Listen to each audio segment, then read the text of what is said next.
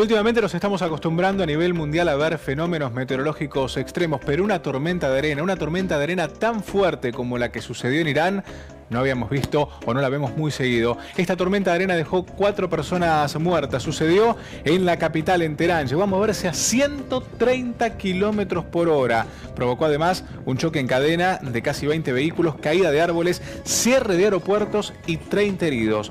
Estamos hablando de una densa tormenta de arena que embistió el lunes a la capital iraní, bloqueó, como podemos ver, totalmente el sol con una nube arremolinada y además terminó derribando árboles y dejando por lo menos a 4 personas muertas.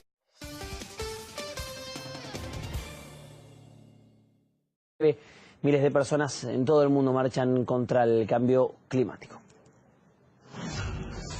La más multitudinaria de todas es la de Nueva York. La ciudad albergará el próximo martes una cumbre de 120 jefes de Estado y de gobierno dedicada a este problema global. Para proteger al planeta, los manifestantes exigen cuestiones como prohibir el fracking o desmantelar la industria militar. La protesta de 2 días la convocó el secretario general de las Naciones Unidas.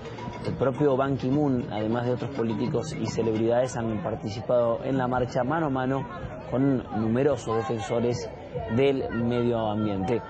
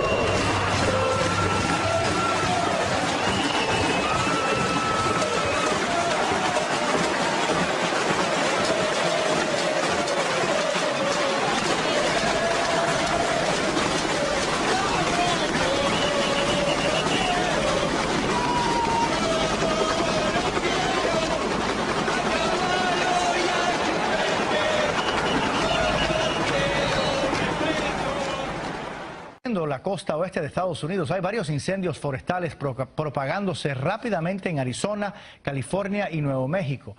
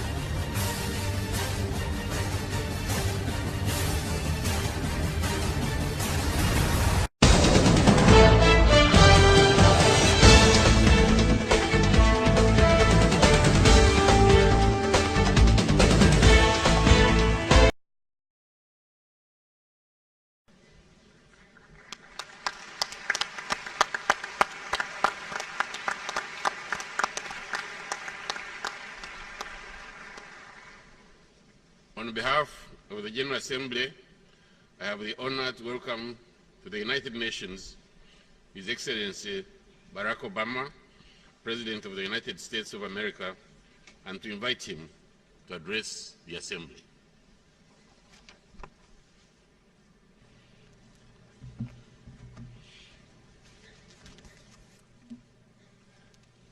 Mr. President, Mr. Secretary General, fellow delegates, ladies and gentlemen, we come together at a crossroad between war and peace. between disorder and integration, between fear and hope. Around the globe, there are signposts of progress. The shadow of world war that existed at the founding of this institution has been lifted, and the prospect of war between major powers reduced. The ranks of member states has more than tripled, and more people live under governments they elected. Hundreds of millions of human beings have been freed from the prison of poverty, with the proportion of those living in extreme poverty cut in half. And the world economy continues to strengthen after the worst financial crisis of our lives. Today, whether you live in downtown Manhattan or in my grandmother's village more than 200 miles from Nairobi, you can hold in your hand more information than the world's greatest libraries. Together, we've learned how to cure disease and harness the power of the wind and the sun. The very existence of this institution is a unique achievement. The people of the world committing to resolve their differences peacefully and to solve their problems together. I often tell young people in the United States that despite the headlines, this is the best time in human history to be born. For you are more likely than ever before to be literate, to be healthy, to be free to pursue your dreams. And yet there is a pervasive unease in our world. A sense that the very forces that have brought us together have created new dangers and made it difficult for any single nation to insulate itself from global forces. As we gather here, an outbreak of Ebola overwhelms public health systems in West Africa. La preocupación se está adueñando de millones de personas en California y de los funcionarios de ese estado ante la severa sequía que ha castigado esa región en los últimos 4 años. Ante tal situación, las autoridades decidieron incluso tomar medidas de ahorro de agua que, en algunos lugares, como Los Ángeles, el suministro del preciado líquido será de un 20% menor.